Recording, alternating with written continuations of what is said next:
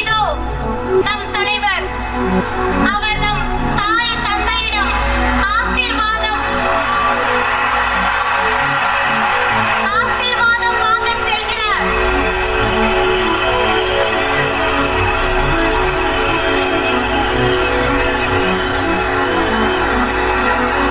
இதைவிட பெருமையான ஒரு நிகழ்வு ஒரு தாய் தந்தையருக்கு கிடைக்கவா போகிறது?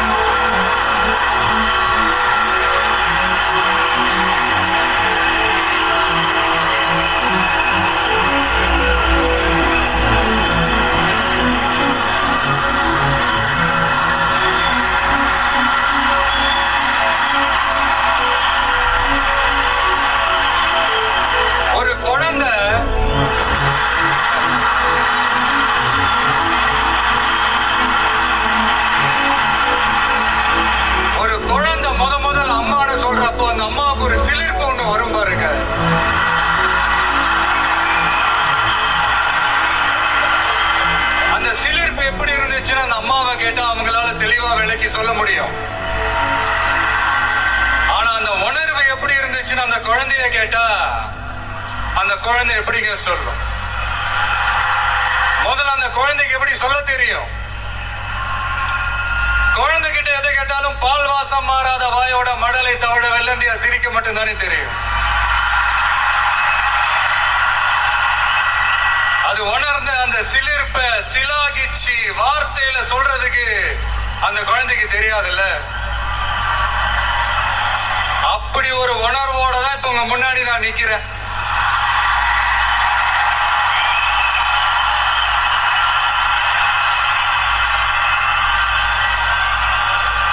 ஆனா அதே நேரத்துல அம்மா கிட்ட கூட தன்னோட உணர்வை சொல்ல தெரியாம சிரிக்கிற அந்த குழந்தைக்கு முன்னால ஒரு பாம்பு வந்து படம் எடுக்குதுன்னு வைங்களேன், என்ன நடக்கும்? யாரு முன்னாடி அப்படி ஒரு பாம்பு வந்து நின்னாலும் அலர் அடிச்சுட்டு ஓடுவாங்க. பாம்பை கண்டா படையே நடுக்கும்னு ஒரு பழமொழியே இருக்கு. ஆனா அந்த குழந்தை என்ன செய்யும் தெரியுமா? தன்னோட அம்மாவை பார்த்து சிரிச்சு அதே சிரிப்போட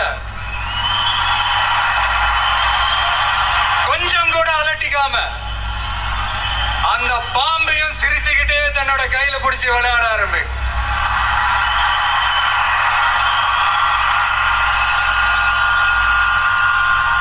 குழந்தைக்கு பாம்பை கண்டா பயம் இல்லையான்னு ஒரு கேள்வியும் வரும். பாச உணர்வே என்னன்னு சொல்ல தெரியாது அந்த குழந்தைக்கு பயம்னா மட்டும் எப்படிங்க சொல்ல தெரியும்?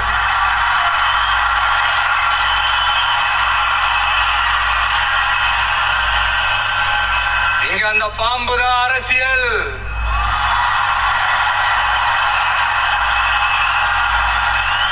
அத கையில பிடிச்சி விளையாட ஆரம்பிக்கிறது தான் உங்க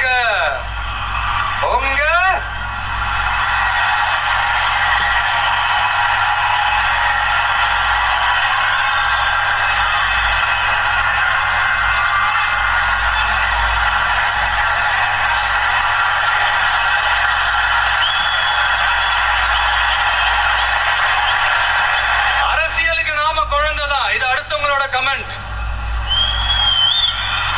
ஆனா பாம்பா இருந்தாலும் பயம் இல்லைங்கிறது தான் இங்க நம்மளோட கான்பிடன்ஸ்.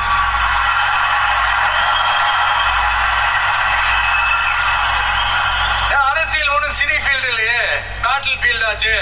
கொஞ்சம் சீரியஸா தானே இருக்கும்.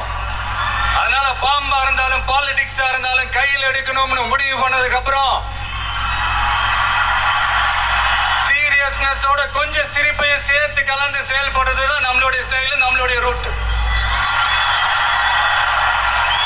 ஏன்னா அப்படி செயல்பாட்டுல இறங்கினாதான் இந்த ஃபீல்ட்ல எக்ஸிஸ்ட் ஆக முடியும், ஒரு எனர்ஜியோட இருக்கவும் முடியும், எதிரா நிக்கிறவங்கள டாக்கிள் பண்ணவும் முடியும்.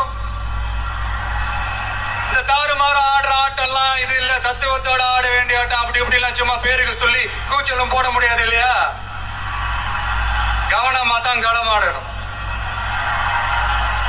அதனால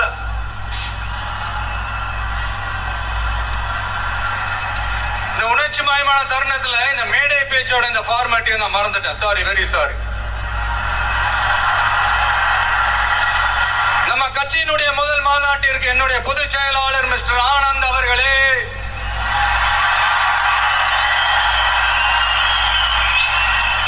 பொருளாளர் திரு வெங்கட்ராமன் அவர்களே, இணை கொள்கை பரப்பு செயலாளர் திருமதி தாகிரா அவர்களே,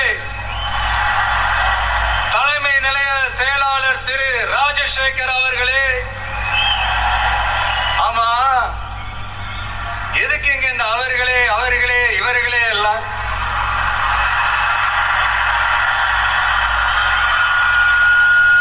பிறப்புக்கும் எல்லா உயிருக்கும்னு ஒரு அடிப்படை கொள்கையை அறிவிச்சுட்டு அவங்க இவங்க எதுக்குங்க பிரிச்சு பார்க்கணும்?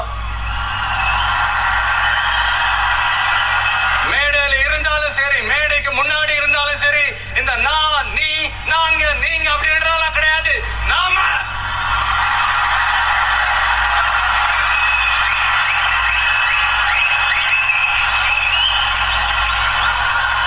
யாரு மேல யாரு கீழே அப்படின்ற பாகுபாடெல்லாம் எப்போதும் நம்ம பார்க்க போறதே இல்ல. நம்மளை பொறுத்த வரைக்கும் நம்ம எல்லாருமே ஒண்ணுதான், நாம எல்லாருமே சமம் தான். அதனால என் நெஞ்சில் கொடி இருக்கும். ஒட்டுமொத்தமானவங்க எல்லாருக்கும், ஒட்டுமொத்தமானவங்க எல்லாருக்கும் என்னோட உயிர் வணக்கங்கள், என்னோட உயிர் வணக்கங்கள், என்னோட உயிர் வணக்கங்கள்.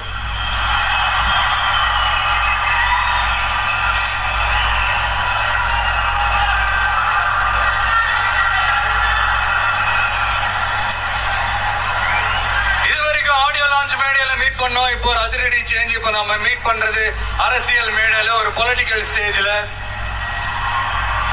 இந்த அரசியல்னாலே இந்த கோபமா கொந்தளிச்சாதான் ஏதோ புரட்சி பண்ண வந்தவங்கன்னு முன்னாடி எல்லாம் ஒரு கான்செப்ட்லாம் இருந்துச்சு. அதெல்லாம் நமக்கு எதுக்குங்க? அதெல்லாம் நமக்கு செட்டும் ஆகாதுங்க. அதனால இந்த ஆ ஊ அப்படி இப்படி ஆச்சா போச்சான்லாம் இந்த கத்துறதெல்லாம் விட்டுட்டு, இந்த கோபமா கொந்தளிக்கிறதெல்லாம் விட்டுட்டு, ஸ்பீக்கிங் டு த பாயிண்ட், டக்குன்னு பேச வந்த விஷயத்துக்கு வந்துடணும். சயின்ஸ் அண்ட் டெக்னாலஜி மட்டும்தான் மாறணுமா? டெவலப் ஆகணுமா? ஏன் பாலிடிக்ஸ் மட்டும் மாறக்கூடாதா? டெவலப் ஆகக்கூடாதா? மாறணும். இல்லைன்னா இந்த நியூ வே வேர்ல்டு மாத்திரும். இங்க எப்பவுமே மாறாதது மனுஷ பிறப்பு, பசி, வேலை, உழைப்பு, பணம், இந்த மாதிரி சிலது மட்டும்தான். இன்னைக்கு இருக்கிற ஜெனரேஷனை பத்தி தெளிவா புரிஞ்சுக்கிட்டாதான் எதுவுமே ஈஸியா முன்னெடுத்து வைக்க முடியும். அப்படி ஒரு பாயிண்ட்டுக்கு வந்ததுனாலதான் நம்மளுடைய இந்த ஸ்பீச்சும் இந்த மணிக்கணக்கால இருந்துடக்கூடாதுன்னு முடிவெடுத்தோம். இந்த புள்ளி விவரம் புலியால நம்ம கதற போறதும் இல்ல. வேர்ல்டு ஹிஸ்டரி, வேர்ல்டு லிட்டரேச்சர்னு கோட்ஸ் மேல கோட்ஸ் சொல்லிக்கிட்டு ஏதோ MP3 ஆடியோவை ஆன் பண்ணி விட்ட மாதிரி பேச போறதும் இல்ல. இங்க ஆல்ரெடி இருக்கிற அரசியல்வாதிகளை பத்தி அதிகமா பேசி டைம் வேஸ்ட் பண்ண போறதும் இல்ல. அதுக்காக மொத்தமா கண்ணை மூடிக்கிட்டு இருக்க போறதும் இல்ல.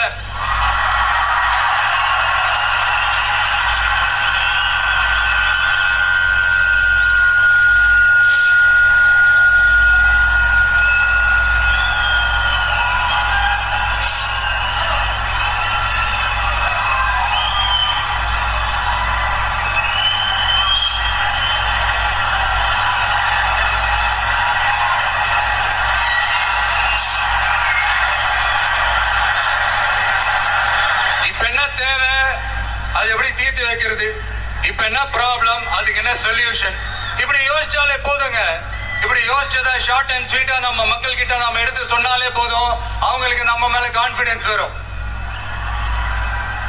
அதுவும் இல்லாம அரசியல நம்பிக்கை தர்றது இந்த கொள்கை கோட்பாடுகள் தானே. அது யாருக்கிட்ட இருந்து எடுக்க போறோம், எப்படி அடாப்ட் பண்ண போறோம், எந்த ரூட்ல அப்ளை பண்ண போறோம்ங்கறத மக்கள் கிட்ட நம்ம தெளிவா சொல்ல வேண்டியது நம்மளோட கடமை இல்லையா? அப்படி நம்மளுடைய கொள்கை தலைவர்கள், நம்ம ஃபாலோ பண்ண போற தலைவர்கள், நம்மளுடைய வழிகாட்டிகள் யார் யாருன்னு இப்ப நம்ம சொல்ல போறோம். அவங்க வேற யாரும் இல்ல, இந்த மண்ணில வாழ்ந்தவங்க தான், இந்த மண்ணுக்காக வாழ்ந்தவங்க தான், இந்த மண்ணுக்கு அங்கீகாரம் வாங்கி தந்தவங்க தான், அதனாலேயே இந்த மண்ணோட அடையாளமாகவும் மாறி போனவங்க தான். எஸ், பகுத்தறிவு புரட்சியாளர் தந்தை பெரியார்.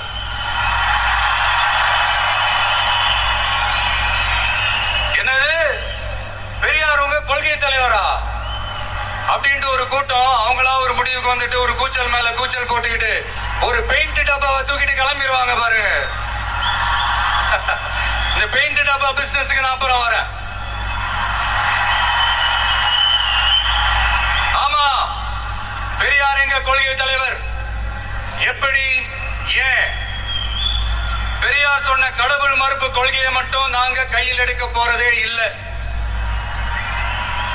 எங்களுக்கு அதில் உடன்பாடும் இல்லை. யாரோட கடவுள் நம்பிக்கைக்கும் நாங்க எதிரானவங்க இல்ல.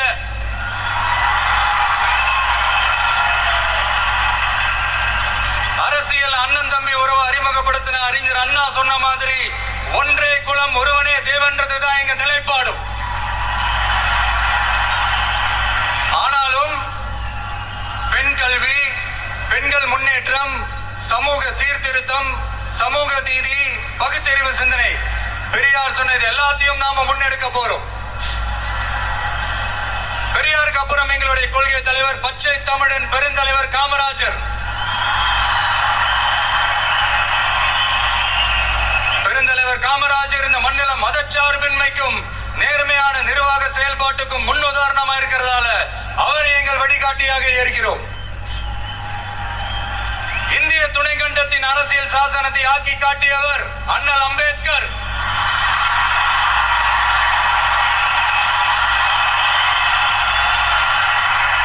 இந்தியாவில் இந்த பேரை கேட்டாலே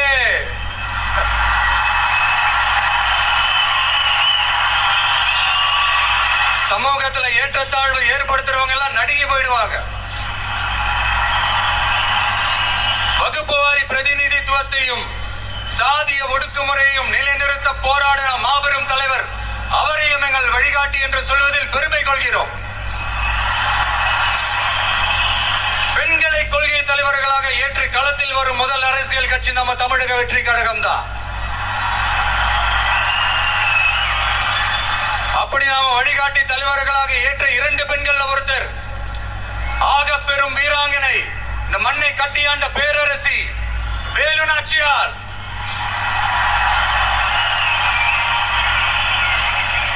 சொந்த வாழ்க்கையோட சோகத்தை கூட மறந்துட்டு இந்த மண்ணுக்காக வாளேந்தியும் வேலேந்தியும் போர்க்களம் புகுந்த ஆணை காட்டிலும் வீரமான வேகமான வீர புரட்சியாளர் தான் நம்ம வேலு நாச்சியார்.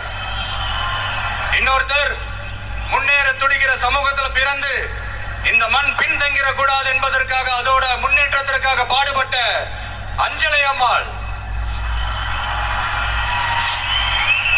சொத்தை இழந்தாலும் சுயநலம் பார்க்காம இந்த மண்ணுக்காக இந்திய சுதந்திர போராட்ட களத்தில் இறங்கி களமாடிய புரட்சி பெண்மணி தான் நம்ம அஞ்சலை அம்மாள். இவங்க தான் நம்ம கொள்கை தலைவர்கள். இவங்களை நாம உறுதியாக பின்பற்றுவதே நமது மதச்சார்பின்மைக்கும் சமுதாய நல்லிணத்திற்குமான மிகப்பெரிய சான்றாக இருக்கும். மை டியர் ஃப்ரெண்ட்ஸ், உங்ககிட்ட ஒரு தனிப்பட்ட வேண்டுகோள். மத்தவங்க பின்னாடி மத்தவங்க கூட நிக்கிறவங்களை பார்த்து சொல்ற மாதிரி நம்மள பார்த்து யாரு விசில் அடிச்சாங்க கொஞ்சம் சொல்லிடக்கூடாது. நம்மளுடைய கொள்கை கோட்பாடுகளையும் வழிகாட்டி தலைவர்களையும் மனசுல நிறுத்தி நாம செயல்படுறத பார்த்து இவங்க வேகமானவங்க ஆனா விவேகமானவங்கன்னு சொல்லணும். எல்லாரும் அப்படி சொல்ல வைக்கிற மாதிரி நாம செயல்படணும். எஸ், சொல்லல முக்கியம், செயல் செயல் செயல் தான் முக்கியம்.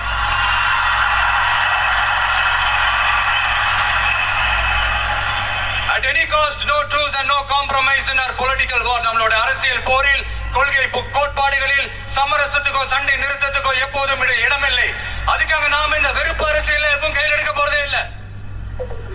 எதை நினைச்சு அரசியலுக்கு வந்திருக்கோமோ அப்படி நினைச்சத கொஞ்சம் கூட பிசுறாம செஞ்சு முடிப்போம். அது வரைக்கும் நெருப்பாதான் இருப்போம். என்ன நண்பா, என்ன நண்பி, சாரி என்ன தோழா, என்ன தோழி,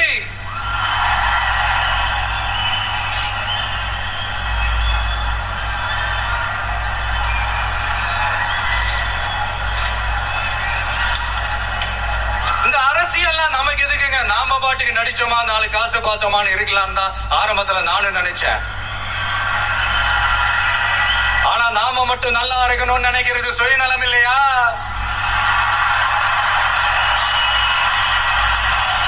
நம்மள வாழ வச்ச இந்த மக்களுக்காக நாம் எதுவும் செய்யாம இருக்கிறது நல்ல விசுவாசமா இருக்குமா?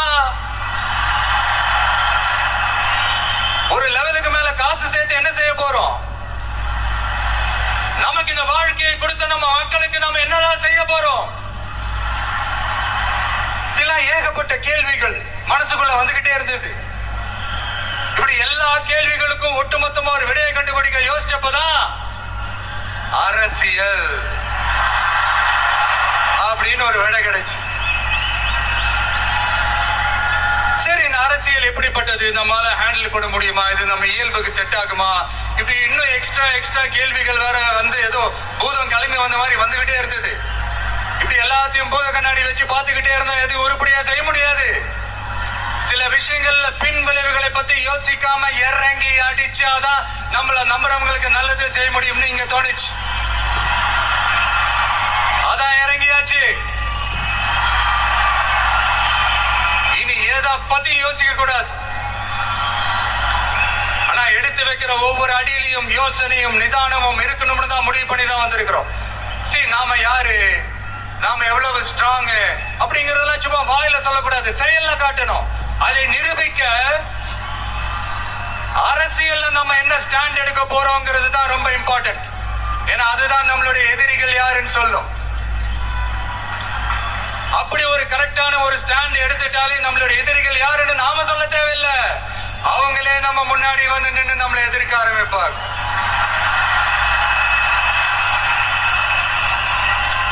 எதிரிகள் இல்லாத வெற்றி வேணும்னா இருக்கலாம், ஆனா களம் இருக்க முடியாது.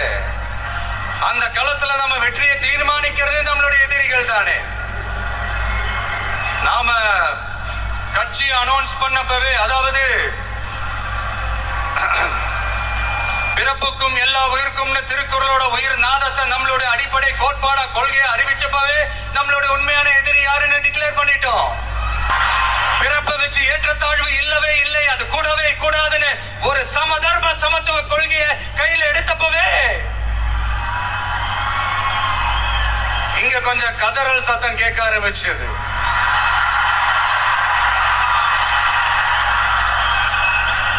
இந்த மாநாட்டுல இப்ப ஓபனா அறிவிச்சதுக்கு அப்புறம் அந்த கதறல் இன்னும் சத்தமா கேட்கும் நினைக்கிறேன். பாப்போம்.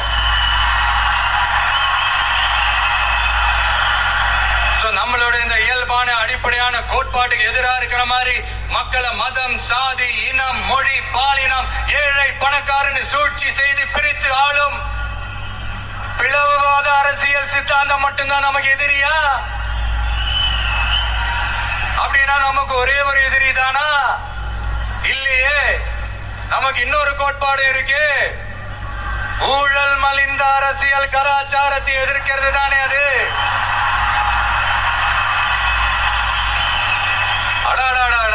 ஊழல் இருக்கு, அது அப்படியே எல்லார் வாழ்க்கையிலையும் பழகி போய் அப்படியே வாழ்ந்துட்டு இருக்கிறோம். இது ஒரு வைரஸ் மாதிரி அப்படியே பரவி கிடக்கு. இது எந்த அளவுக்கு 100% ஒழிக்க முடியுமான்னு எனக்கு தெரியல. பட் வேற வழி இல்லை, அது ஒழிச்சுதான் ஆகணும். அது வேற கதை, அதுக்கு நம்ம அப்புறமா வருவோம். அதாவது என்ன சொல்ல வந்தேன்னா, இந்த பிளவுவாத சக்திகள் கூட நம்ம ஈஸியா யாருன்னு கண்டுபிடிச்சிடலாம். ஏன்னா அது வந்து ஒரு மதம் பிடிச்ச யானை மாதிரி. அது பண்ற அராஜகத்திலே ஆபீஸா நம்ம கண்ணுக்கு தெரிஞ்சிடும். அதுவும் இல்லாம அதுவே அதை காட்டியும் கொடுத்துரும். ஆனா இந்த கரப்ஷன் இருக்கே, அது எங்க ஒளிஞ்சிருக்கு, எப்படி ஒளிஞ்சிருக்கு, எந்த ஃபார்ம்ல ஒளிஞ்சிருக்கு கண்டுபிடிக்கவே முடியாது. கருத்தியல் பேசி கொள்கை நாடகம் போடும், கலாச்சார பாதுகாப்பு வேஷமும் போடும். அதுக்கு முகமே இருக்காது, முகமுடி தான் இருக்கும். முகமுடி தான் முகமே. இப்படி முகமுடி போட்ட கரப்ஷன் கபடதாரிகள் தான் இப்ப நம்ம கூடவே இருந்துகிட்டு இப்போ இங்க நம்மள ஆண்டுகிட்டு இருக்காங்க. எஸ், ஐ ரிப்பீட், நம்மளுடைய ஒரு எதிரி பிளவுவாத சக்திகள், நம்மளுடைய இன்னொரு எதிரி இந்த கரப்ஷன் கபடதாரிகள். நம்ம மக்களுக்கு தெளிவா தெரியும் யார் இங்க வரணும், யார் இங்க வரவே கூடாது. ஏன்னா இந்த மதச்சார்பின்மை பேசுற தமிழ்நாட்டு மண் பெரியார், அண்ணா, பெருந்தலைவர் காமராஜர், வேலு நாச்சியார், அஞ்சலி அம்மா எல்லாம் பிறந்த மண். இங்க இந்து முஸ்லிம் கிறிஸ்தவர்கள் எல்லாம் அவங்க வழிபாட்டு தலங்களையும் வாழ்க்கை முறையிலும் மட்டும்தான் இருக்கும். ஆனா ஒட்டுமொத்தமா தமிழ்நாடுன்னு வந்துட்டா, ஒற்றுமையை காட்டணும்னு வந்துட்டா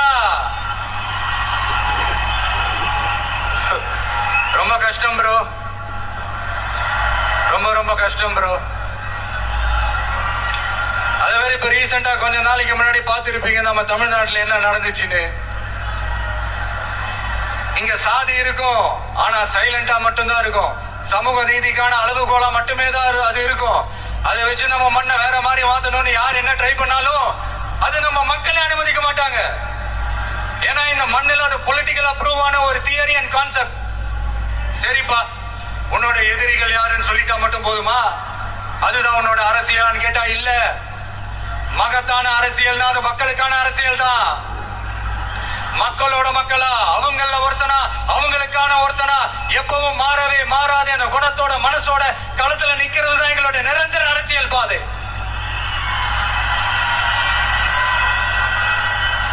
எக்ஸாம் எழுதின உடனே ரிசல்ட் வர்ற மாதிரி நல்ல ரிசல்ட் கொடுக்கிற திட்டங்களை தீட்டணும், அது முறையை அமல்படுத்தணும், அது போய் மக்கள் கிட்ட போய் சேரணும். போய் சேர்ந்துச்சான்னு பார்த்துக்கிட்டே இருக்கணும்.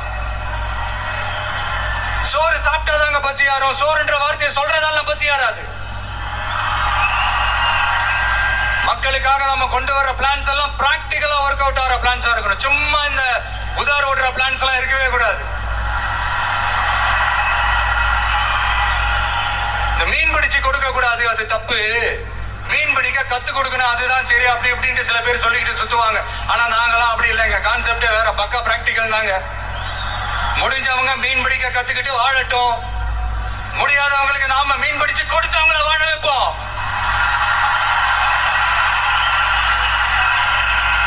எங்களை பொறுத்த வரைக்கும் மக்களுக்கு நல்லதானா எதுவுமே தப்பு இல்லை. ends justify the means.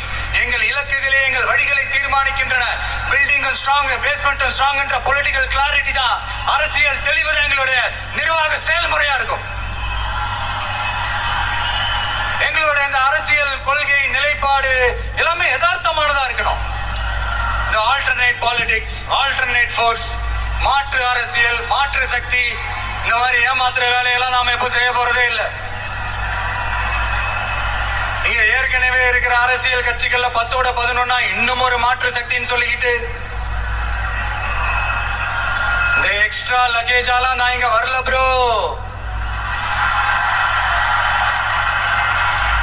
நம்ம நாட்டுக்கு கேடு செய்யற இன்னும் எக்ஸ்ட்ரா வேலையெல்லாம் ஈஸியா செஞ்சுக்கிட்டு மக்கள் மத்தியில தங்களை மாபெரும் சக்திகளா நினைச்சுக்கிட்டு இருக்கிற மிகப்பெரிய ஏமாற்று சக்திகளோட பிடியில் இருந்து தமிழ்நாட்டை முழுமையா மாத்திர ஒரு முதன்மை சக்தியா இருந்து உங்களுடைய மகனா, அண்ணனா, தம்பியா, தோழனா, உங்கள ஒருத்தனா இருந்து உழைக்கணும். இதான் என்னுடைய டார்கெட்டும்.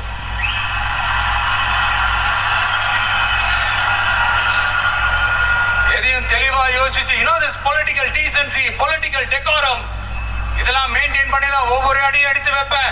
ஒரு முடிவோட தான் வந்திருக்கேன். இனிமே நோ லுக்கிங் பேக்.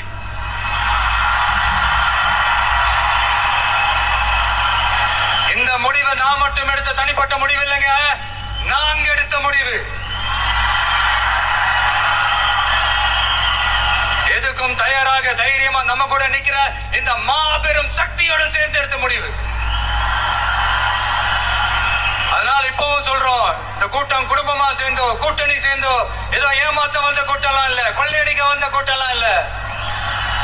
இந்த பவரை கையில வச்சுக்கிட்டு தனக்கு அடிப்பணியாதவங்களை இந்த பகை தீர்க்க வந்த கூட்டம்லாம் இல்ல. பக்கா பிளானோட, பப்ளிக் இன்ட்ரெஸ்டோட, பவர் பக்கா திரண்டிருக்கிற கூட்டம்.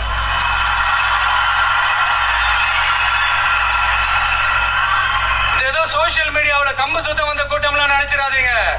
சொசைட்டிக்காக வாழேந்தி நிற்க போற கூட்டம், நம்ம மண்ணை வாழ வைக்கிறதுக்காக அரசியல் வாழேந்தி நிற்க போற கூட்டம். Yes, this is a mass gathering, not for cash, but for a good cause.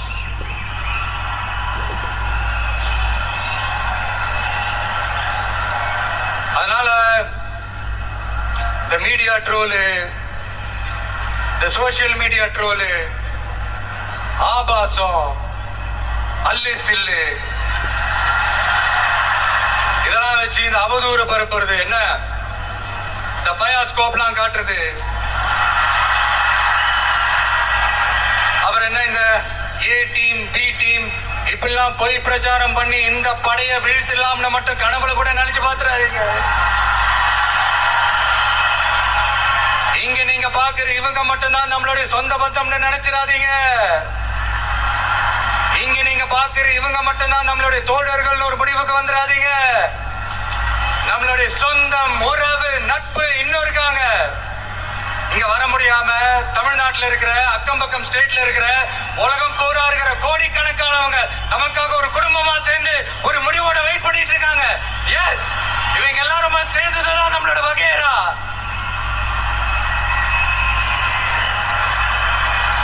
இங்க யாராச்சும் வந்துட மாட்டாங்களா, ஏதாச்சும் நல்லது செஞ்சிட மாட்டாங்களா அப்படின்னு ஒவ்வொரு நாளும் நம்மளுடைய தமிழ்நாட்டை பத்தி அதோட வளர்ச்சியை பத்தி ஒரு ஏக்கத்தோட இருக்கிற நம்மள நம்ம மக்களை இந்த ஏமாத்துற இந்த கரப்ஷன் கபடதாரிகளை ஜனநாயக போர்க்களத்துல நாம சந்திக்கிற நாள் வெகு தூரத்துல இல்லைங்க.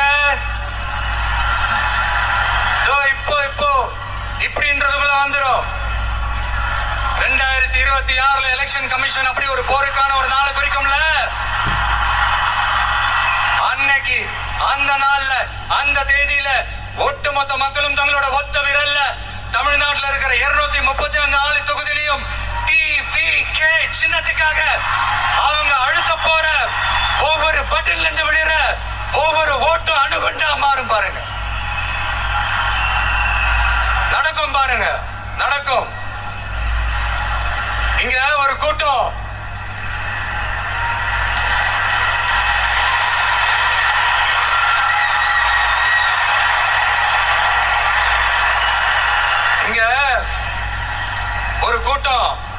கொஞ்ச காலமா ஒரே பாட்டை பாடிக்கிட்டு, அதாவது யார் அரசியலுக்கு வந்தாலும் ஒரு குறிப்பிட்ட கலர் அவங்க மேல பூசிட்டு,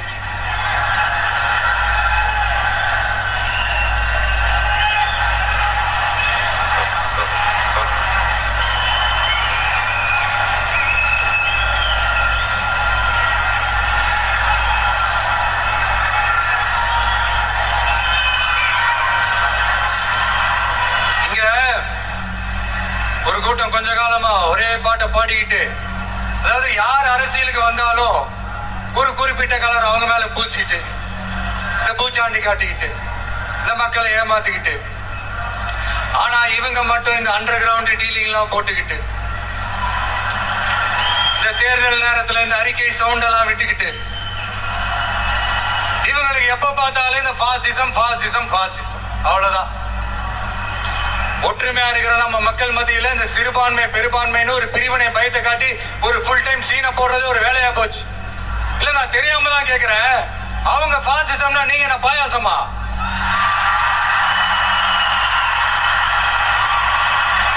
நீங்களும் அவங்களுக்கு கொஞ்சம் கூட சலிக்காதவங்க தானே. மக்கள் விரோத ஆட்சியை திராவிட மாடல் ஆட்சின்னு சொல்லி மக்களை ஏமாத்துறீங்க.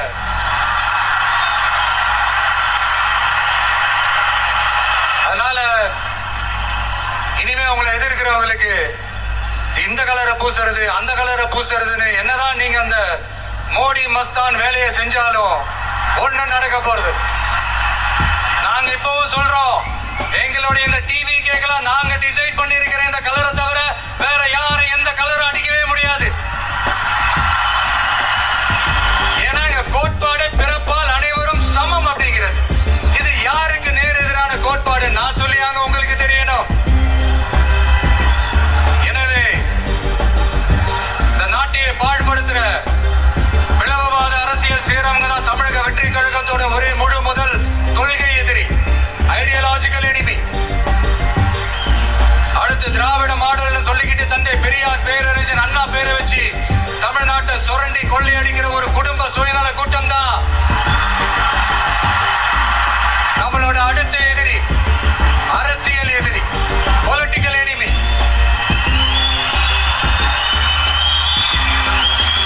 கொள்கை கோட்பாட்டு அளவுல திராவிடத்தையும் தமிழ் தேசியத்தையும் நாம பிரிச்சு பார்க்க போறதே இல்லை. திராவிடமும் தமிழ் தேசியமும் இந்த மண்ணோட இரண்டு கண்கள் என்பதுதான் நம்மளுடைய தாழ்மையான கருத்தும். அதனால நாம எந்த ஒரு குறிப்பிட்ட அடையாளத்துக்குள்ளேயும் நம்மளை சுருக்கிக்காம தமிழ்நாட்டு உரிமைகளை சார்ந்த இந்த மண்ணுக்கான மதச்சார்பற்ற சமூக நீதி கொள்கைகள், அதாவது செக்யூலர் சோஷியல் ஜஸ்டிஸ் ஐடியாலஜிஸ் அப்படிங்கிறத நம்மளோட கொள்கை அடையாளமா முன்னிறுத்தி செயல்பட போறோம். ஜனநாயகம், சமூக நீதி, சகோதரத்துவம், சமத்துவம், சமூக சமய நல்லிணக்கம், பெண் கல்வி, பெண்கள் முன்னேற்றம், பகுத்தறிவு சிந்தனை மனப்பான்மை, மாநில தன்னாட்சி, இருமொழி ஆட்சி கொள்கை, இயற்கை வள பாதுகாப்பு, காலநிலை மாற்றத்திற்கேற்ற வளர்ச்சி, உற்பத்தி திறன், உடல் நலனை கெடுக்கும் எவ்வகை போதையும் இல்லா தமிழகம் என்கிற கொள்கைகள் அடிப்படையில் பிறப்புக்கும் எல்லா உயிருக்கும் என்கிற புரட்சிகர தத்துவத்தின் அடிப்படையில் சமதர்ம சமூகத்தை உருவாக்குறது தான் நம்ம மெயின் டார்கெட்டும். கால மாற்றத்திற்கு ஏற்ப கொள்கை கோட்பாட்டில் மாற்றமும் மாறுதலும் வந்துதான் தீரும். அதை தவிர்க்கவே முடியாது. எங்களோட இந்த அரசியல் பயணத்துல முக்கிய பங்கு வகிக்க போறது பெண்கள், என்னுடைய அம்மாக்கள், என்னுடைய அக்கா தங்கைகள், என்னுடைய நண்பிகள்,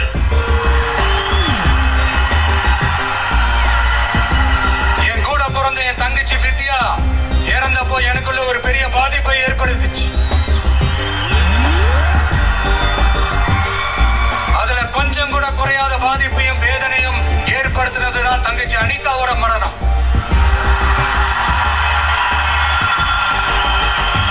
அதுலயும் தகுதி இருந்தும் தடையாருக்கே இந்த நீட்டு. அப்போ ஒரு முடிவு பண்ணுங்க, வாய் நிறைய விஜயண்ணா விஜயண்ணான்னு நம்மள மனசார கூப்பிடுற இந்த பெண் பிள்ளைகளோட கல்வி வாழ்க்கைன்னு எல்லாத்துலயும் ஒரு நிரந்தர பாதுகாப்பு ஏற்படுத்தணும்னு. இனிமே கவலைப்படாதீங்க. உங்க மகன், உங்க அண்ணன், உங்க தம்பி, உங்க தோழன், உங்க விஜய் களத்துக்கு வந்துட்டா. ஒவ்வொரு வீட்டுல இருக்கிற ஒரு மகனா, அண்ணனா, தம்பியா, தோழனா, உங்கள ஒருத்தனா, உறவா, நட்பா, என்னை பாக்குற குட்டீஸ்ல இருந்து பாட்டிஸ் வரைக்கும் எல்லாருக்குமான ஆளா தான் இருப்பேன். எப்பவுமே அப்படிதான் இருப்பேன். சரிப்பா, உன்னோட அரசியல் குறிக்கோள் தான் என்ன அப்படி கேட்டா அதுக்கு ஒரே ஒரு பதில் தான், எல்லாருக்கும் எல்லாமும் கிடைக்கணும். வாழ்றதுக்கு வீடு, வயிற்றுக்கு சோறு, வருமானத்துக்கு வேலை, இதுதான் எங்களோட அடிப்படை அஜெண்டா. இந்த மூணுத்துக்கு உத்தரவாதம் கொடுக்க முடியாத கவர்மெண்ட் இருந்தா என்ன, போனா என்ன?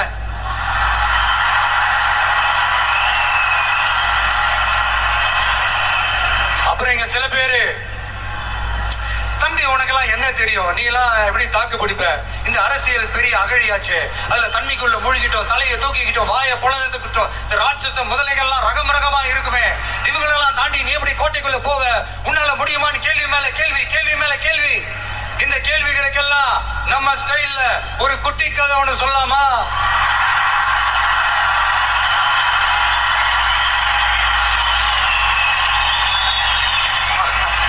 ஆனா இது ஆடியோ லான்ச் ஃபங்க்ஷன்ல சொல்ற மாதிரி இந்த மோட்டிவேஷனல் கதைலாம் கிடையாது. நம்மளுடைய ஸ்டாண்ட் என்ன, நம்ம எடுக்க போற டிசிஷன் என்னன்னு டெலிபரேட்டா சொல்ல போற கதை. சரிங்களா? ஒரு நாட்டுல ஒரு பெரிய போர் வந்துச்சா. அப்ப அந்த நாட்டுல இந்த பவர்ஃபுல்லான தலைமை இல்லாம போனதுனால ஒரு பச்சை புள்ள கையில தான் அந்த பொறுப்பு இருந்துச்சா. அதனால அந்த நாட்டுல இருந்த அந்த பெருந்தலைகள்லாம் ரொம்ப பயந்துகிட்டு இருந்தாங்களாம். அந்த சின்ன பையன் அந்த நாட்டோட படையை நடத்துற பொறுப்பை ஏத்துக்கிட்டு போர்க்களம் போலாம்னு சொன்னானா. அப்ப இந்த பெருந்தலைகள்லாம் எப்பா நீயே சின்ன பையன், இது பெரிய போர்க்களம்பா, அங்க பவர்ஃபுல்லான நிறைய எதிரிகள்லாம் இருப்பாங்கப்பா, களத்துல அவங்களை சந்திக்கிறதெல்லாம் சாதாரணமான விஷயம் இல்லப்பா, சொன்னா கேளுப்பா, இது விளையாட்டு இல்ல. நீ பாட்டுக்கு குடுகுடுன்னு ஓடி விளையாடிட்டு திரும்ப குடுகுடுன்னு வீட்டுக்கு ஓடி வர்றதுக்கு போறனா படையை நடத்தணும். அதை விட முக்கியம் அத்தனை எதிரிகளையும் சமாளிச்சு போர்ல தாக்கு பிடிக்கணும். அதுக்கு மேல முக்கியம் அந்த போர்ல ஜெயிக்கணும். உனக்கு யாரோ கூட்டோ துணையோ இல்லாம நீ எப்படிப்பா அந்த போரை நடத்துவ, எப்படி ஜெயிப்ப அப்படின்னு எல்லா பெருந்தலைகளையும் கேட்டப்போ எந்த பதிலும் சொல்லாம போருக்கு தனியா தன் படையோட போன அந்த பாண்டிய வம்சத்தை சேர்ந்த அந்த பையன் என்ன செஞ்சான்னு சங்க இலக்கியத்துல ரொம்ப நல்லா தெளிவா சொல்லியிருக்காங்க. படிக்காதவங்க படிச்சு தெரிஞ்சுக்கங்க, இல்லைன்னா படிச்சவங்க கிட்ட கேட்டு தெரிஞ்சுக்கங்க. ஆனா கெட்ட பையன் சார் அந்த சின்ன பையன்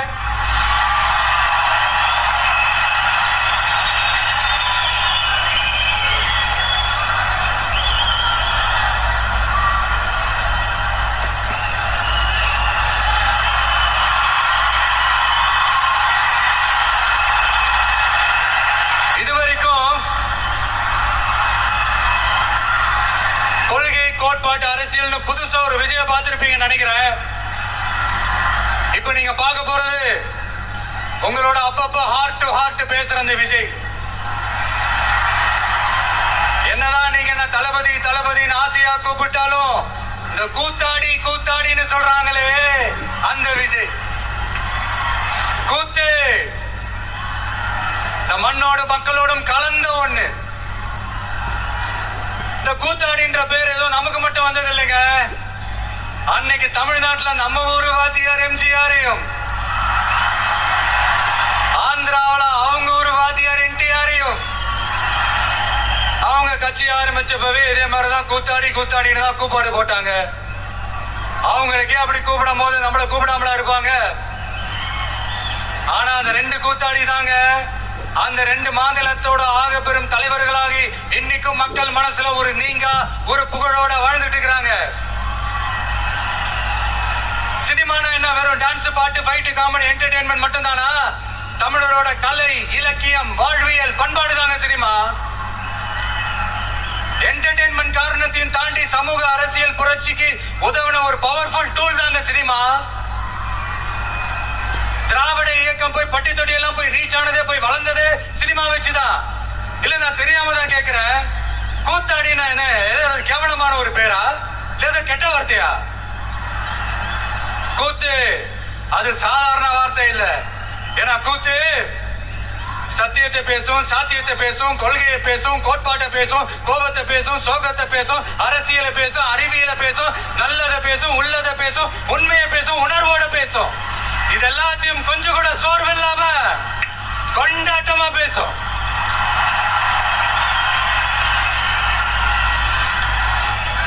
கூத்து ஒரு கொண்டாட்டம்னா கூத்தாடி அந்த கொண்டாட்டத்தோட குறியீடு. கூத்தாடி உள்ள இருக்கிற அந்த கோபத்தையும் சோகத்தையும் யாராலையும் தெரிஞ்சுக்க முடியாது, புரிஞ்சுக்க முடியாது. அவனுக்குள்ள இருக்கிற அந்த கோபம் கொப்பளிச்சதுன்னா யாராலையும் அவனை கண்ட்ரோல் பண்ணவும் முடியாது. அவன் நினைச்சதை செஞ்சு முடிக்கிற வரைக்கும் நெருப்பு மாதிரிதான் இருப்பான். அதனாலதான் குறியீடா மாறின கூத்தாடிய பார்த்தா மக்கள் கூட்டம் கை தட்டும், கண்கலங்கும். காரணம் வேற ஒண்ணும் இல்ல, அவன் நம்மள மாதிரியே இருக்கிறானே, நமக்கான ஆளா இருக்கிறானே, நாம நினைச்சத பேசுறானே, நமக்காக பேசுறானே அப்படின்ற அந்த கனெக்ட் தான் கூத்தாடிய மக்கள் கொண்டாட காரணம். அன்னைக்கு கூத்து, இன்னைக்கு சினிமா, அவ்வளவுதான். ஆரம்பத்துல நாமளும் இந்த சினிமா இந்த ஃபீல்டுக்கு வந்தப்போ மூஞ்சி சரியில்லை, ஆளு சரியில்லை, அழகு சரியில்லை, முடி சரியில்லை, நடு சரியில்லை, உட சரியில்லைன்னுக்கிட்டு இப்படி எல்லாம் அசிங்கப்படுத்தினாங்க, அவமானப்படுத்தினாங்க. ஆனா கொஞ்சம் கூட கலங்காம ஒவ்வொரு வாய்ப்புக்காகவும் ஒவ்வொரு சூழலுக்காகவும் காத்திருந்து சுத்தி சுழண்டு உழைச்சி மேல வந்தவன் இந்த கூத்தாடி. அப்ப கூட உழைப்பு மட்டும்தாங்க என்னோடது. அதன் மூலமா எனக்கு கிடைச்ச மத்த எல்லாத்துக்கும் காரணம் நான் இல்ல.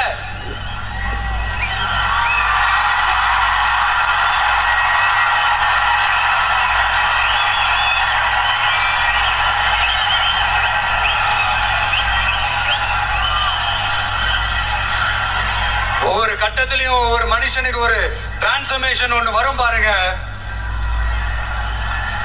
ஒரு சாதாரண இளைஞனா இருந்த ஒரு விஜய் நடிகனா மாறினா, அந்த நடிகன் வெற்றி பெற்ற நடிகனா மாறினா, அந்த வெற்றி பெற்ற நடிகன் ஒரு பொறுப்புள்ள மனுஷனா மாறினா, அந்த பொறுப்புள்ள மனுஷன் அதுக்கப்புறம் ஒரு பொறுப்பான தலைவனா இல்ல தொண்டனா மாறினா. இன்னைக்கு அந்த ஒரு பொறுப்புள்ள தொண்டனா இன்னைக்கு இருக்கிறவன் நாளைக்கு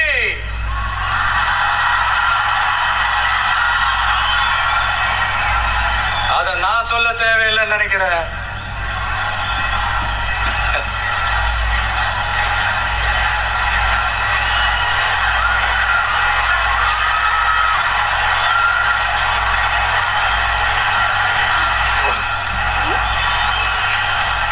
ஒவ்வொரு கட்டத்திலையும் ஒவ்வொரு மனுஷனுக்கு இந்த டிரான்ஸ்ஃபர்மேஷன்ல மாறினது என்னவோ நான் தாங்க. அப்படி மாத்தினது நீங்க தான், மக்கள் தான். என் பொசிஷன் எது, என் பொறுப்பு எது அப்படின்னு எல்லாத்தையும் டிசைட் பண்றதே நீங்க தானே. என்கிட்ட இருக்கிறதெல்லாம் உண்மை, நேர்மை, உழைப்பு, அவ்வளவுதான். இதோ இப்போ அரசியல் களத்துக்கு என்ன அழைச்சிட்டு வந்திருக்கிறீங்க. இங்க எப்ப போல உழைப்பேன், ஓய்வில்லாம, அலட்டிக்காம, அசராம.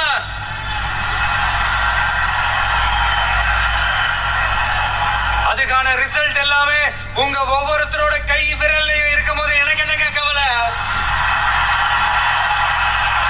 எல்லாமே நல்லாவே ஒர்க் அவுட் ஆகும் பாருங்க. தேர்தல் அரசியல்ல ஜெயிச்சவங்க தோத்தவங்க அத்தனை பேர் பாடத்தையும் படிச்சுட்டு பல பேரோட உந்துதலை ஊக்கமா எடுத்துக்கிட்டு என்னோட கெரியரின் உச்சத்தை எப்படி என்னோட கெரியரின் உச்சத்தை உதறிட்டு அந்த ஊதியத்தை உதறிட்டு உங்க விஜயா உங்களை மட்டுமே நம்பி வந்திருக்கேன். நம்பி நடப்போம், நம்பிக்கையோட நடப்போம். தமிழக வெற்றி கழகம் தமிழ்நாட்டு அரசியலின் புதிய திசையாகும், புதிய விசையாகும் மாறி அத்தனை அரசியல் அழுக்குகளையும் அடித்து துவைத்து நீக்கும். அதை தீர்மானிக்கட்டும் எங்கள் போக்கும் உங்கள் வாக்கும்.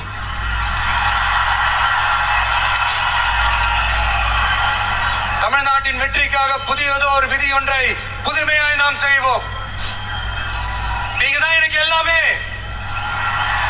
அதை எப்பவுமே மனசுல வச்சுக்கிட்டு எந்த வேலையும் செய்யுங்க. மாநாடு முடிஞ்ச திரும்ப ஊருக்கு போறப்போ எல்லாருமா பார்த்து பத்திரமா பாதுகாப்பா போயிட்டு வாங்க. அடுத்தடுத்த களங்களையும் அடுத்தடுத்த நிகழ்வுகளையும் சந்திப்போம். ஒரே நிமிஷம் ஒரே நிமிஷம் ஒரே நிமிஷம்.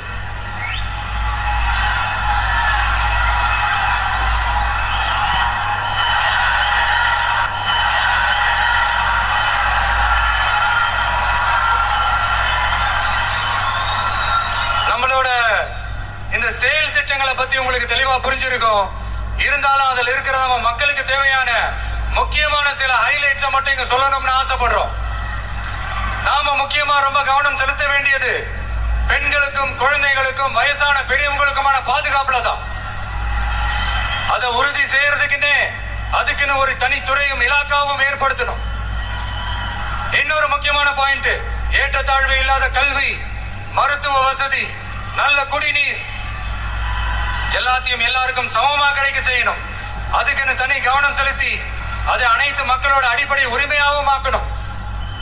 அப்புறம் இந்த அரசியல் மற்றும் பொருளாதார சமநிலை சமூகம் உருவாக்கணும்னா ப்ரொபோர்ஷனல் ரெப்ரசன்டேஷன் முறையை அமல்படுத்தணும். அதுக்கு பல மாநிலங்கள்ல பல வருஷ கோரிக்கையா இருக்கிற காஸ்ட் சென்சஸ் நடத்தணும். அப்பதான் எல்லாருக்கும் எல்லாம் சரியா சமமா கிடைக்கும். அதுதான் சரியான சமூக நீதிக்கான அணுகுமுறையாகவும் இருக்கும். அப்புறம் இன்னொரு முக்கியமான பாயிண்ட், இது ஒரு அரசியல் அணுகுண்டு. Yes, it's a political bomb. மக்களோட மக்களா நாம இனிமே களத்துல தொடர்ந்து நிக்க போறோம். அது மட்டும் இல்லாம தமிழ்நாட்டில் இருக்கிற ஒரு வீடு கூட விடாம ஒவ்வொரு வீட்லயும் உண்மையா உயிரா உணர்வா உறவா நாம இருக்கும். அதனால அவங்களோட ஆசீர்வாதத்தாலையும் அமோக ஆதரவாலையும் நம்மள சிங்கிள் மெஜாரிட்டியோட ஜெயிக்க வைப்பாங்கன்ற அசைக்க முடியாத நம்பிக்கை, ஆழமான நம்பிக்கை நமக்கு 100% இருக்கு. இருந்தாலும் அப்படி நாம் அந்த நிலையை செஞ்சாலும் நம்ம செயல்பாட்டை நம்பி நம்மளோட சில பேர் வரலாம் இல்லையா? அதுக்கான அரசியல் சூழல் உருவாகலாம் இல்லையா? அப்படி வர்றவங்களையும் நாம அன்போட அரவணைக்கணும் இல்லையா? நமக்கு எப்பவுமே நம்மளை நம்பி வர்றவங்கள அரவணைச்சுத்தானே பழக்கம். அதனால நம்மளை நம்பி நம்மளோட களம் காண வர்றவங்களுக்கும் ஆட்சி அதிகாரத்துல பங்களிப்பு தந்து அதிகார பகிர்வு செய்யப்படும். 2026ஆம் ஆண்டு ஒரு புதிய அரசியல் களத்தின் புத்தாண்டு. A new year of a new political field. கான்ஃபிடென்ட்டா இருங்க, நல்லதே நடக்கும், வெற்றி நிச்சயம். மீண்டும் சந்திக்கும் வரை நன்றி, வணக்கம். சாரி ஒரே ஒரு விஷயம் சொல்ல மறந்துட்டேன்.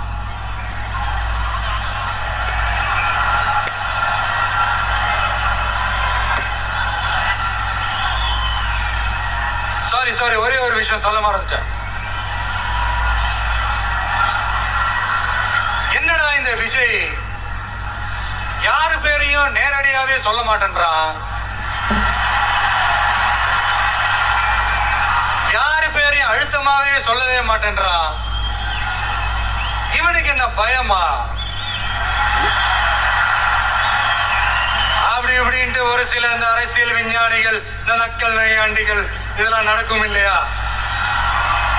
அவங்க எல்லாருக்குமே நான் சொல்லிக்கிறது என்னன்னா, நீங்க சில பேரோட பேர்லாம் சொல்லாம விட்டதுக்கு காரணம் சொல்ல முடியாம அப்படின்றதெல்லாம் கிடையாது, சொல்ல தில் இல்லாம அப்படின்றதெல்லாம் கிடையாது.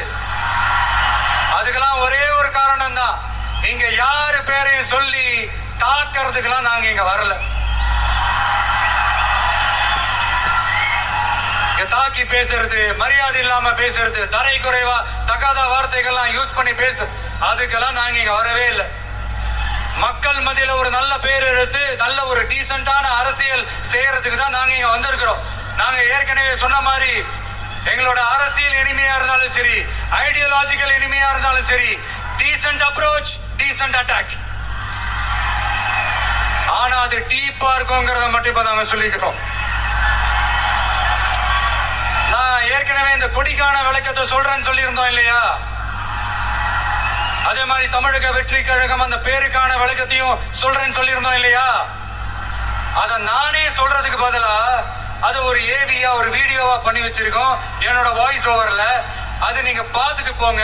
அது நீங்க பாத்தீங்கன்னா உங்களுக்கு இன்னும் இன்ட்ரெஸ்டிங்கா இருக்கும். இதுக்கு மேல உங்களை டிஸ்டர்ப் பண்ண விரும்பல. நன்றி, வணக்கம்.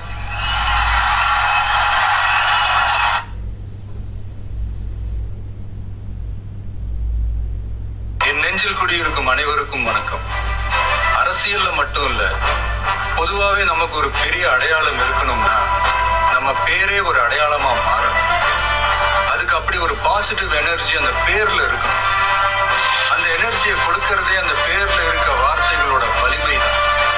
அப்படி ஒரு நேர்மறை அர்த்தமும், நேர்மறை அடர்த்தியும், நேர்மறை அதிர்வும், நேர்மறை வலிமையும் ஒரு சேர கொண்ட ஒரு சொல் இருக்கு. என்னைக்குமே தன்னோட தன்மையை இழக்காத ஒரு சொல் இருக்கு. உச்சரிக்கிறவங்கள மட்டும் இல்ல, ஒட்டுமொத்த ஒரு பெரும் கூட்டத்தையே உணர்ச்சியோட உச்சத்துல வைக்கிற சொல்லு, உற்சாகப்படுத்துற சொல்லு. நம்ம மக்களோட நாடி நரம்புகள்ல நானேற்றும் அந்த சொல். அந்த வார்த்தை வேற என்ன? வெற்றி, வெற்றி, வெற்றி. வெற்றி தான் அந்த சொல். வெற்றி நான் நினைச்சதை மிச்ச மீதி இல்லாம செஞ்சு முடிக்கிறது, மனசுக்குள்ள இருக்க நோக்கத்தை நிறைவேற்றுறது, வாகை சூடுறதுன்னு பல அர்த்தங்கள் இருக்கு. அப்படிப்பட்ட ஒரு வார்த்தை தான் நம்ம கட்சியோட மைய சொல்லாவும் மந்திர சொல்லாவும் மாறி நிற்குது. அப்புறம் நம்ம கட்சியோட முதல் சொல் தமிழகம். நம்ம மக்களுக்கான அடையாளத்தையும் அங்கீகாரத்தையும் சொல்ற மாதிரி ஒரு வார்த்தை நம்ம கட்சி பேரோட முதல் வார்த்தையா இருக்கணும்னு முடிவு பண்ணி தேர்ந்தெடுத்தது தான் இந்த தமிழகம்ன்ற வார்த்தை. தமிழகம்னா தமிழர்களின் அகம், தமிழர்கள் வாழும் இடம்னு சொல்லலாம். புறநானூர்ல, சிலப்பதிகாரத்துல, மணிமேகலையில, பதிற்று பத்தலன்னு நம்மளோட பல இலக்கியங்கள்ல இடம் பிடிச்ச ஒரு வார்த்தை தான் இந்த தமிழகம்னு. தமிழை ஒழுங்கா முறையா பேர் நமக்கு சொல்லி தந்திருக்காங்க. இந்த தமிழகம் தான் பேரறிஞர் பெருந்தகை அண்ணாவால முறைப்படி தமிழ்நாடுன்னு பெயர் சூட்டப்பட்டதுங்கிறது நாம எல்லாருக்கும் தெரிஞ்ச நாடறிஞ்ச வரலாறு. இப்ப நம்ம கட்சி பேரோட 3வது வார்த்தைக்கு வருவோம்.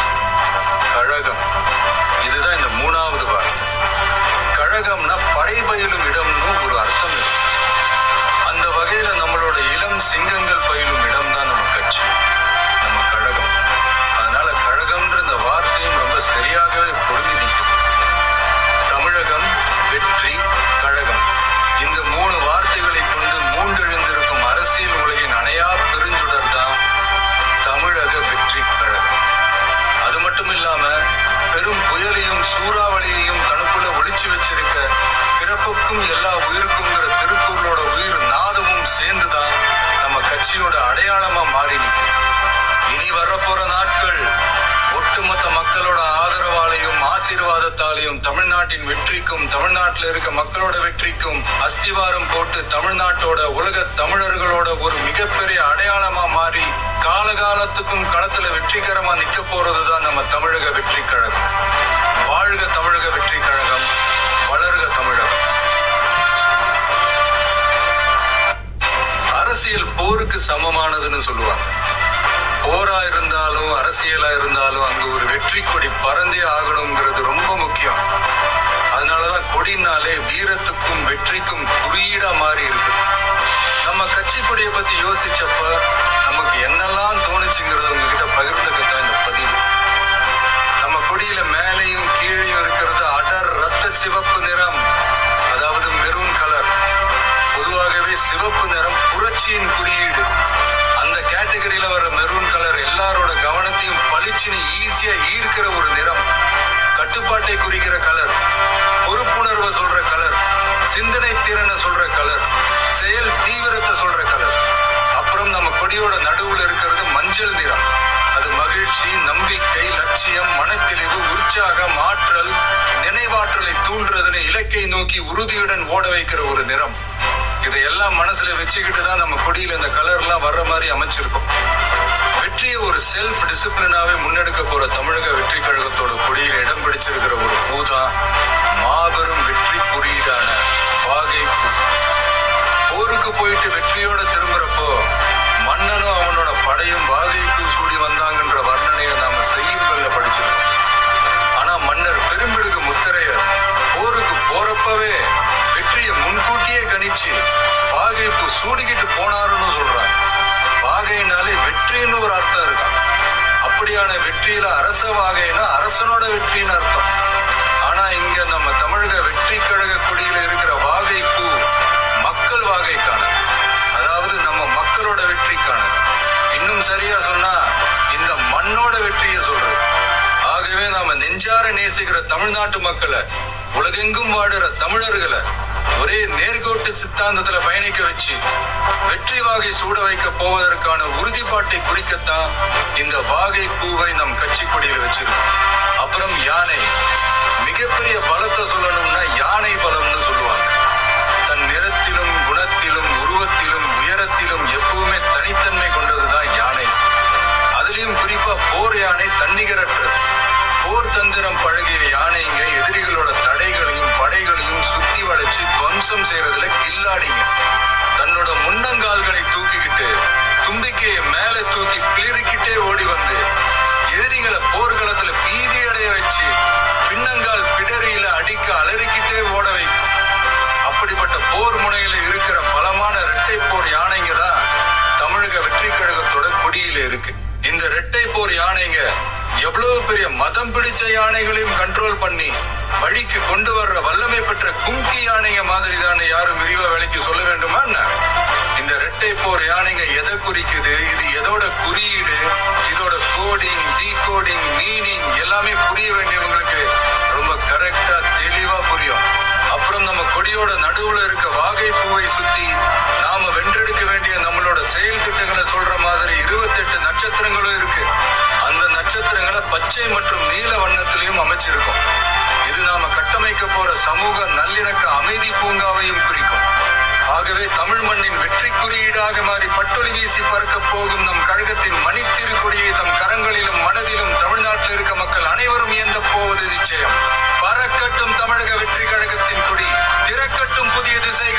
சிறக்கட்டும் தமிழகம். அரசியல்ல ஜெயிக்கணும்னா பலமான முதல் சக்தியா முதன்மை சக்தியா இருக்கணும். அதுக்கு நல்ல கொள்கைகள் தேவை. ஏன்னா கொள்கைகள் தான் அரசியலுக்கான ஸ்ட்ரென்த், டிசிப்ளின் எல்லாமே. அப்படியான அரசியல் பயணத்துக்கு நாம யார துணையாகவும் வழிகாட்டியாகவும் எடுத்துக்கணும்ங்கிறதுல ஒரு நல்ல தெளிவும் புரிதலும் இருக்கணும்.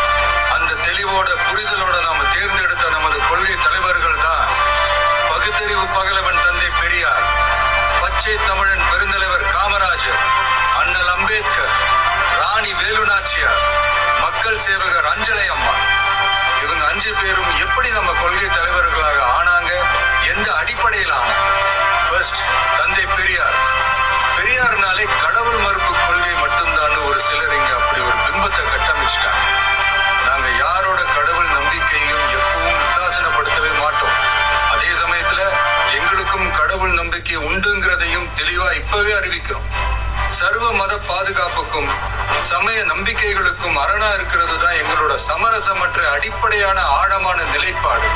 பெண் விடுதலை, பெண் கல்வி, பெண்கள் முன்னேற்றம், சமுதாய சீர்திருத்தம், சமூக நீதி போன்ற கொள்கைகளை முன்னெடுத்து சென்ற காரணத்துக்காகவே தந்தை பெரியார் எங்களோட அரசியல் வழிகாட்டி மற்றும் கொள்கை தலைவராக ஏற்க முடிவு செஞ்சார். எங்களோட அடுத்த கொள்கை தலைவர் பெருந்தலைவர் காமராஜர். கல்விக்காகவும் தொழில் வளர்ச்சிக்காகவும் அந்த காலத்திலேயே யோசிச்ச உத்தமர் காமராஜர். மதச்சார்பின்மை இந்த மண்ணில ஆழமா விதைச்சதுல அவருக்கும் பெரிய பங்கு உண்டு. இன்னைக்கும் நேர்மையான நிர்வாக செயல் திறனுக்கு இங்கு நீடிச்சு நிலைச்சு ஒற்றை உதாரணமா நிக்கிற ஒரே தலைவர் பெருந்தலைவர் காமராஜர் மட்டும்தான். அதனால பெருந்தலைவர் காமராஜரை நம்மளோட நிர்வாக செயல்முறை சித்தாந்தத்திற்கான சிற்பி, வழிகாட்டின்னு தலை நிமிர்ந்து பெருமையோடு அறிவிக்கிறோம். நமது அடுத்த கொள்கை தலைவர் இந்திய துணைக்கண்டத்தின் அரசியல் சாசனத்தை ஆக்கி காட்டிய சட்ட மேதை அண்ணல் அம்பேத்கர். சமூக நீதி, சமநீதி, சமவாய்ப்பு, வகுப்புவாரி பிரதிநிதித்துவம், இது எல்லாத்தையும் தன்னோட மூளையிலையும் செயலையும் சுமந்து நின்ற அவரை எங்களோட கொள்கை மற்றும் வழிகாட்டி தலைவராக ஏற்பதை இன்முகத்தோடும் இருமாப்போடும் அறிவிக்கிறோம். எங்களின் ஆகப்பெரும் அடுத்த வழிகாட்டி இந்த தமிழ் பெருநிலத்தின் சிவகங்கை பகுதியை கட்டியாண்ட மாபெரும் பேரரசி, பெண்ணரசி ராணி வேலு நாச்சியார். தன்னோட கணவரை இழந்த பிறகும் கூட கைம்பெண்ணா வீட்டுக்குள்ளேயே முடங்கி கிடக்காம வாளேந்தியும் வேலேந்தியும் இந்த மண்ணை காக்க போர்க்களம் புகுந்த வீர புரட்சியாளர். இந்தியாவோட முதல் விடுதலை பெண் போராளி தான் நம்ம வேலு நாச்சியார். நாடாண்ட தமிழச்சி. எதிரி எவ்வளவு வலிமையா இருந்தாலும் சரியான நேரம் பார்த்து இறங்கி அடிச்சா யாரா இருந்தாலும் ஜெயிக்கலாங்கிறத அர்த்தத்தோட சொன்னதுதான் அவங்க வாழ்க்கை.